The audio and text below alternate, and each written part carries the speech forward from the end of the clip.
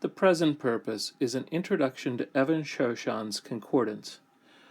While it can be challenging to use at first, this concordance offers significant opportunity for exegesis of the Hebrew Bible. At the beginning, it's very helpful to use the card with abbreviations for terms and signs to find one's way through the different entries. These include a number of different abbreviations that I'll highlight a couple of here. Notice the abbreviation for the divine name. Notice the abbreviation for proper nouns. It's also worth noting the way that Hebrew verbal stems are abbreviated, and certain biblical books, especially in the Hebrew version of Even-Shoshan. We remember that Hebrew verb stems, or binyanim, are listed according to the word pa'al. And so Even-Shoshan uses these abbreviations for kal, nifal, piel, and so forth. And again, remember, this check mark is an abbreviation. It chops off the rest of the word. So when we see heat, this is hitpa'el, chopping off the rest of the word. So there's the abbreviation for the hitpa'el stem throughout Even-Shoshan. Here's the beginning of a very long entry for the word amar, to speak or to say. The entry begins with a list of derivatives, that is, other words related to amar. Next comes a series of definitions, and these are given in modern Hebrew. This is followed by a list of synonyms or near terms.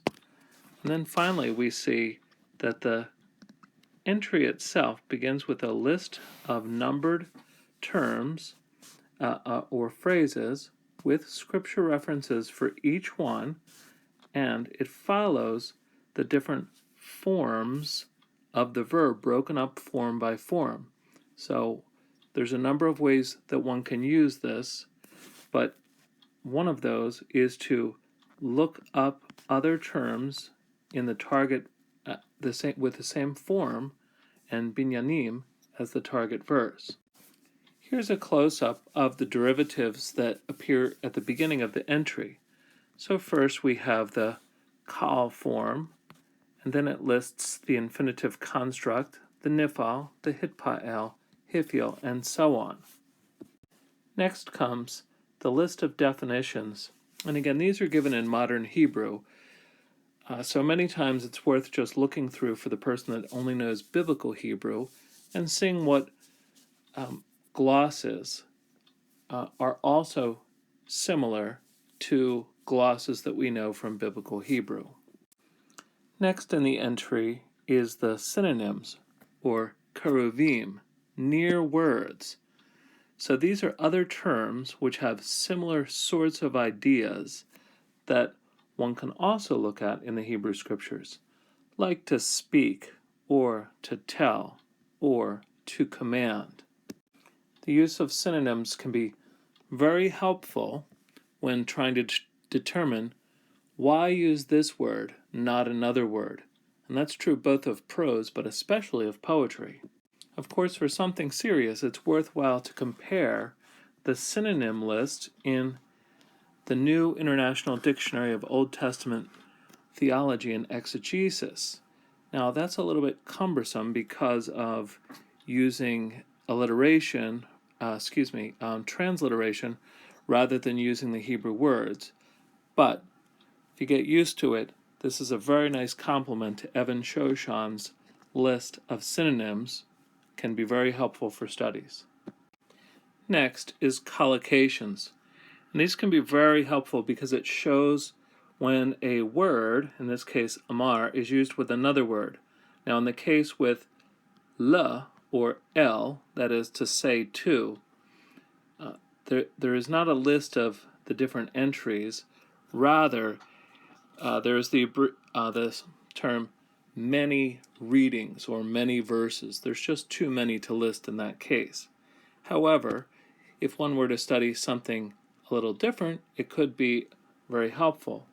For example, to say in his heart, that is, if one were studying interior monologue, where one thinks or says in his heart, or says in his heart, or he says in his heart, and so on. That is, these are all ways of one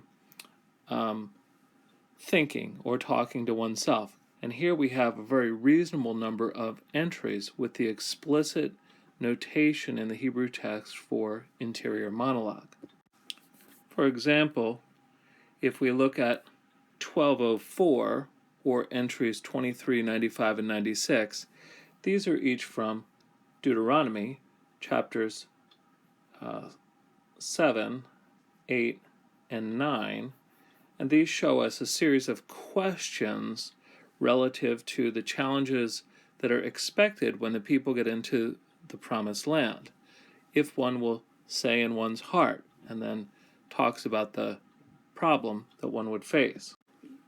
Or entry number 2769, this is when Abraham appears before the Lord during the sign of the circumcision, Genesis 17, and he speaks to himself because he's a little bit befuddled by what the Lord has said. Or in 2770, that entry refers to Esau in speaking to himself. So these collocations can be very helpful to narrow down an area of study, even in a very long and complicated entry like Amar. Again, when we come up to the numbered entries themselves, we notice that there is the scripture reference of each one listed. There's a short contextual phrase related to each entry, and the entry follows the forms of the term. So when we look up a term, we can easily compare it to all of the other uses in the Hebrew Bible, which have the same binyan and form as the term we're working on, whether it's participle, infinitive construct, and whatnot. We can work through an example using the first root form of chayil. Now, when we focus on the definitions given here, they're in modern Hebrew, but we can recognize that there are a number of definitions that use strength, just like ko and oz, or a number that use army or military, like tzava. So many times, even knowing biblical Hebrew is adequate to get a start in using the groupings of the terms that one finds in the beginning, that is, by definition. Next, there's a very long list of different collocations, and each subgrouping begins with the horizontal line indicating a subgrouping of collocations. So in this case, we have some with adjectives and whatnot, like great chayil, and then we have some with persons and things. And we'll focus on this for our work at the moment. So if we were doing work on a chayil woman, that is, a woman of chayil, an excellent woman, or a woman of virtue, or a woman of strength, however we want to put that, we notice that there are only a few references. So normally, chayil isn't a kind of a word we would see with woman, but there are 3 references, and so that's noteworthy, over and against the term used with man and the like, or strong warrior or son, and other kinds of collocations. But we'll focus on the excellent woman, or the virtuous woman, or the woman of valor.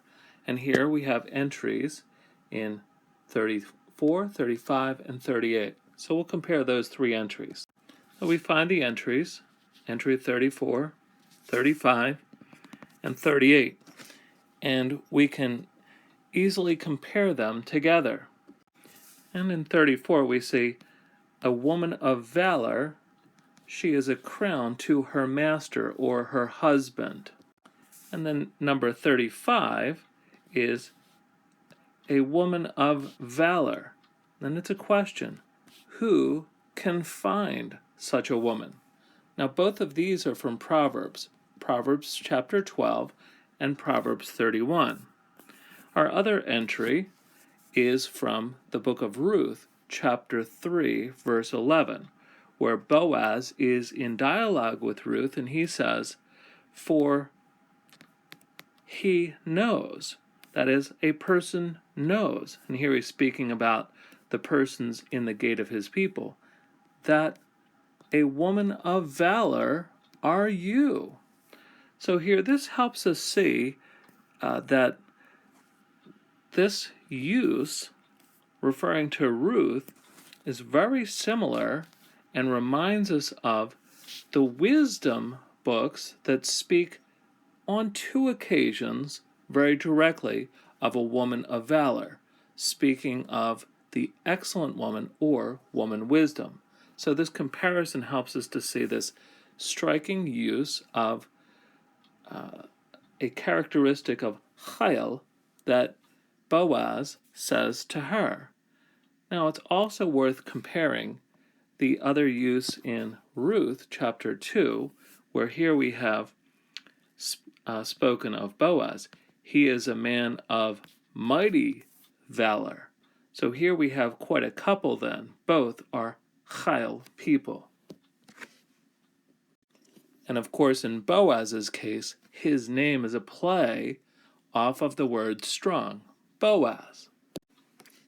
Now I'm aware that when one first uses Even-Shoshan, it can be very daunting.